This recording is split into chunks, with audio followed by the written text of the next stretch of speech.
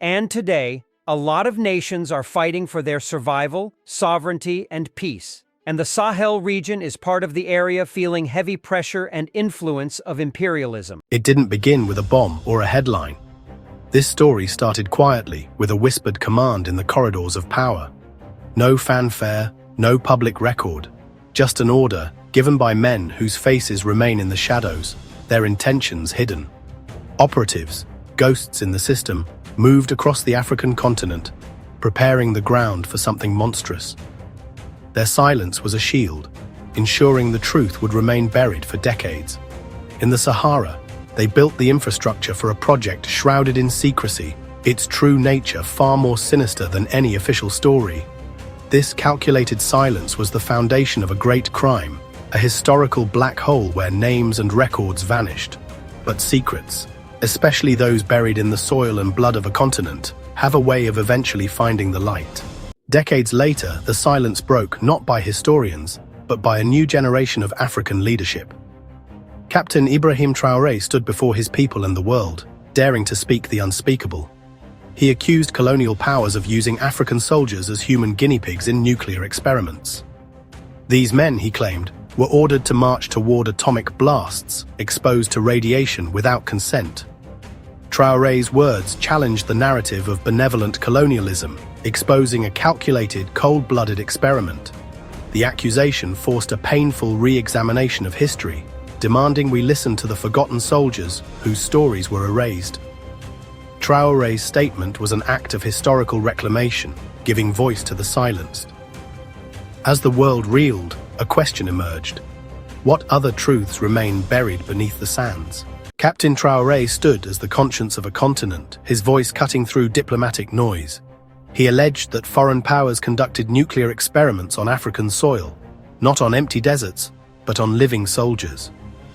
African men were ordered toward Ground Zero, told it was a training exercise, never told they were the real experiment. Their suffering became data, their lives a footnote in the pursuit of military power.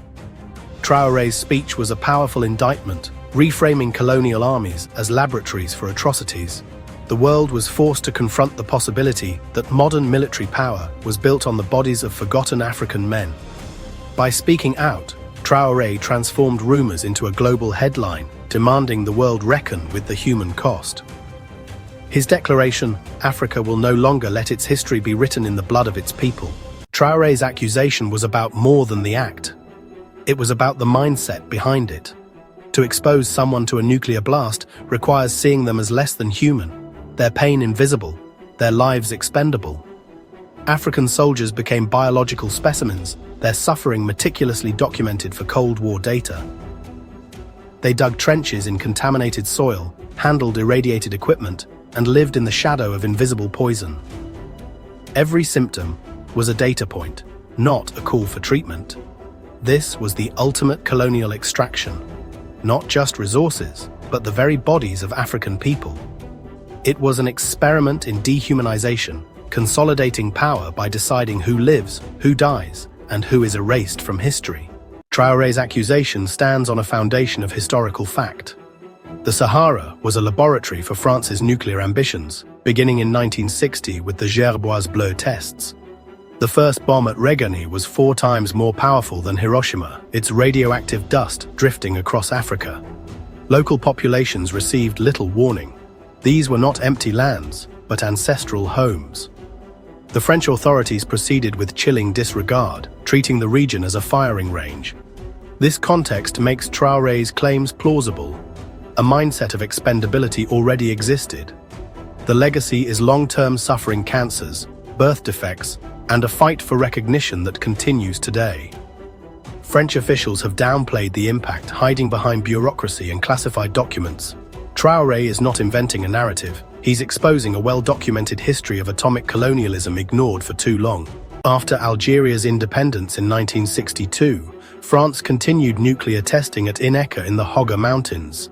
The Beryl test in 1962 went wrong, venting radioactive gas and exposing personnel to high radiation levels. African laborers were given the most dangerous jobs with minimal protection, handling irradiated equipment and living on poisoned ground. They were treated as disposable, their health secondary to the nuclear program's secrecy and efficiency. This reveals a pattern of betrayal, promising stable work but delivering a radiological disaster. These sites became zones of sacrifice, with African bodies considered acceptable collateral damage. The contaminated Hoggar Mountains stand as silent monuments to broken promises and the willingness to sacrifice African lives for nuclear ambitions. The official histories are silent.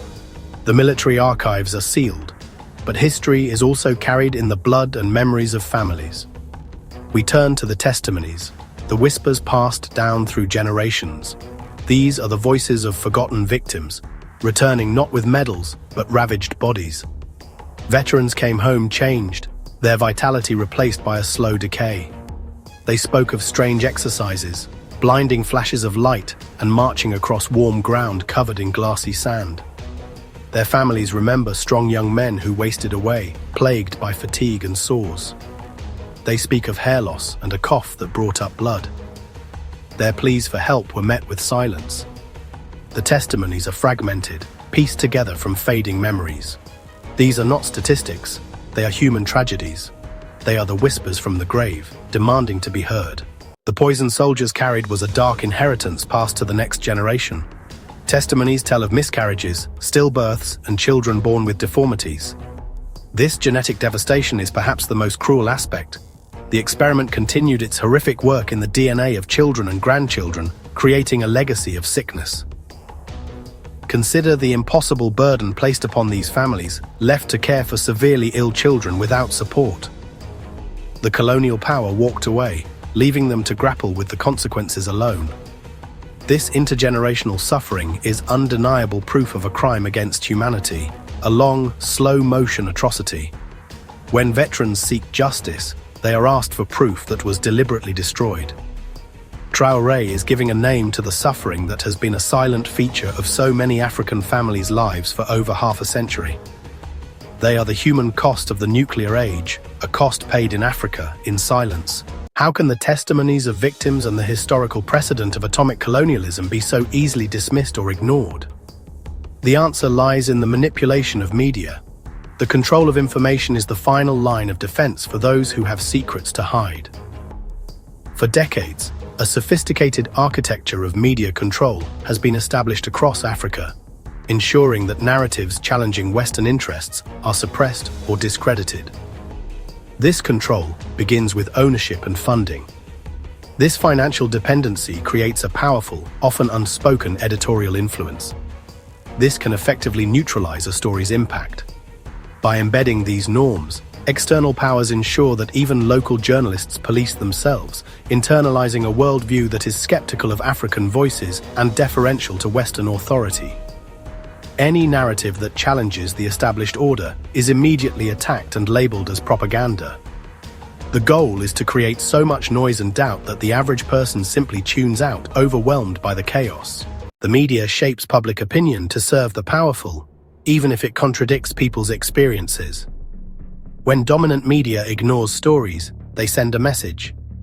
This is not important. This creates an illusion of consensus. This silence isolates those who know the truth. It involves actively promoting counter-narratives. Positive coverage acts as a smokescreen, making accusations seem implausible. The media creates a cognitive dissonance. Words are carefully chosen to frame the narrative. This reinforces a colonial power dynamic. This is how silence is weaponized and history is controlled. It's about ensuring the book is never written. It is an attempt to perform a memory wipe. It is the final act of the crime, burying the truth. The manipulation of the present is built upon the systematic rewriting of the past. Before colonizers, Africa was a continent of powerful empires and brilliant centers of learning. The Mali Empire's Timbuktu was a global hub of knowledge.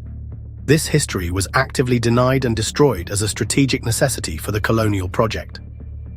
To justify subjugation, colonial powers painted Africa as a dark continent, waiting to be saved. They looted artifacts, burned libraries, and replaced complex histories with derogatory narratives. By stealing Africa's past, they sought to control its future, disconnecting people from their heritage. The psychological impact of this historical theft is profound and lasting, creating a deep-seated sense of inferiority. This educational malpractice was a weapon of mass psychological destruction. Reclaiming the truth is inseparable from the battle to reclaim Africa's magnificent history. Beyond erasing the ancient empires, there was another, more urgent target for the historical revisionists: the memory of resistance. The story of colonialism is often told as a one-sided affair of European dominance, but the truth is that every step of the colonial advance was met with fierce, organized, and heroic African resistance.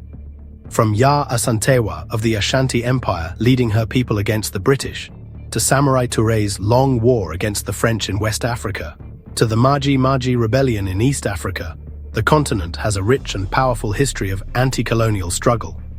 These revolutions and their leaders were a direct threat to colonial authority, and their memory remains a threat to neo-colonial influence today. Therefore, these heroes of African liberation had to be systematically discredited. In Western history books and media, they were not portrayed as freedom fighters. They were branded as violent insurgents, religious fanatics, or power-hungry warlords who stood in the way of progress and stability. Their sophisticated military strategies were ignored, their political ideologies were dismissed, and their popular support among their own people was denied. The goal was to transform heroes into villains, to make a legacy of proud defiance seem like a history of senseless violence. By demonizing the revolutionaries of the past, they sought to discourage the revolutionaries of the future, making any challenge to the established order seem illegitimate. This tactic continues today. Modern African leaders who advocate for true economic and political independence, who challenge unfair trade deals, or who, like Traoré, expose historical crimes, are subjected to the same character assassination. They are labeled as disruptive, dangerous, or puppets of rival powers. The media narrative severs their connection to the continent's long and honorable tradition of resistance. They are framed as isolated troublemakers rather than the latest generation in a continuous line of African leaders fighting for sovereignty. This deliberate decontextualization is a powerful tool to isolate them and to prevent the rise of a unified Pan-African movement inspired by its shared history of struggle for freedom. By severing these roots of revolution, the architects of control aim to create a political amnesia. They want each generation of Africans to feel as if they are starting from scratch, with no historical blueprint for liberation to follow. They want them to forget the courage of Queen Nzinga, the intellectual brilliance of Thomas Sankara, and the unwavering resolve of Patrice Lumumba. The accusation made by Captain Traoré is a direct act of defiance against this forced amnesia. It is an attempt to relink the present struggle with the historical fight for justice. It is a declaration that Africa does remember its heroes, it does remember its revolutions, and it will not allow its past to be rewritten or its future to be controlled. Why now? The world is in a state of flux. The old order is visibly crumbling. New powers are rising, old alliances are fracturing, and a multipolar world is emerging. This geopolitical shift has created a moment of leverage for nations long held in a subordinate role.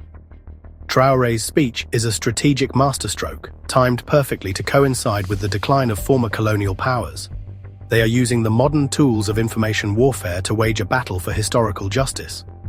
Ultimately, the why now is a matter of survival and destiny. Traoré's move is a bold attempt to reset the terms of the relationship with the world. It is a signal that the old rules no longer apply. By confronting the most profound crime of the past, he is clearing the ground to build a new future. A future where Africa deals with the world not as a victim, but as a power in its own right. In the days following Captain Traoré's speech, a strange phenomenon occurred. A claim of this magnitude should have dominated global news. Instead, there was a profound silence. Major media institutions seemed to look the other way. This silence was strategic. The focus shifted to Traoré himself, emphasizing his alliances with Russia.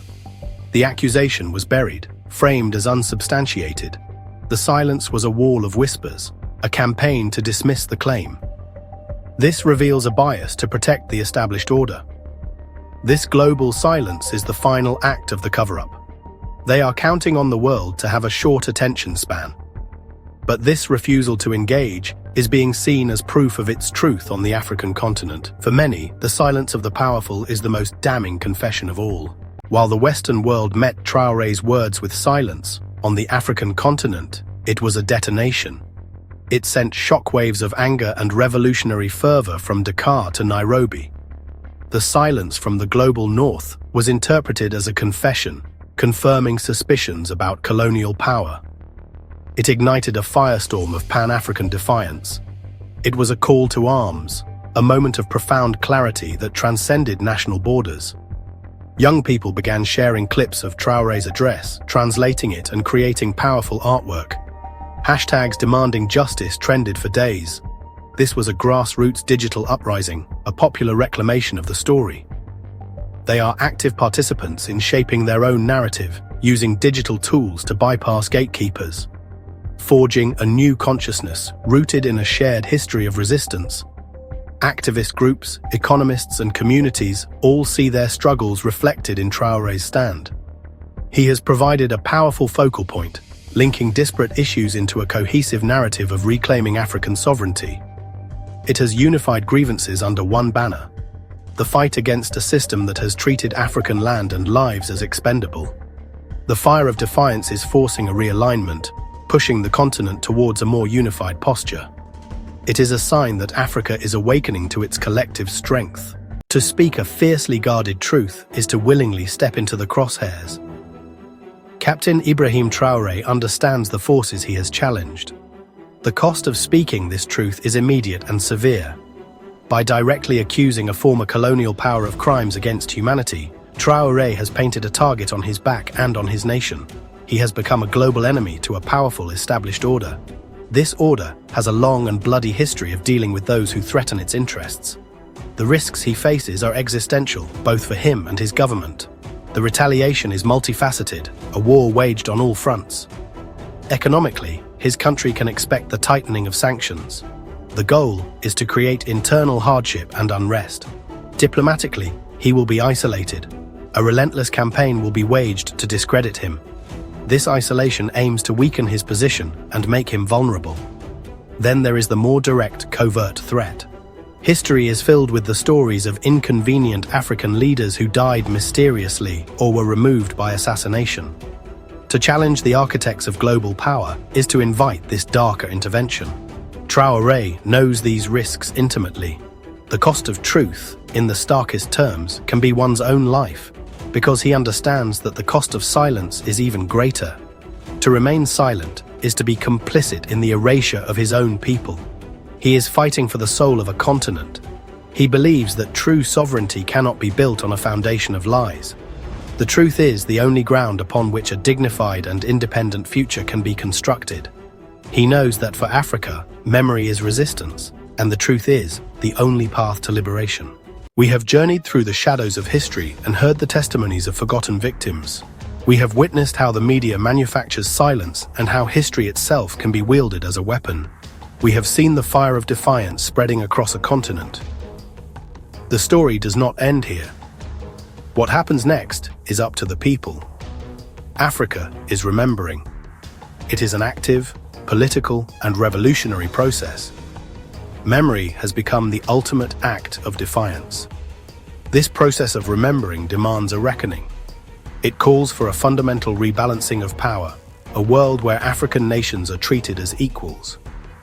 This is the future being forged, a future built on truth and justice. Africa is remembering, not through textbooks, but through truth.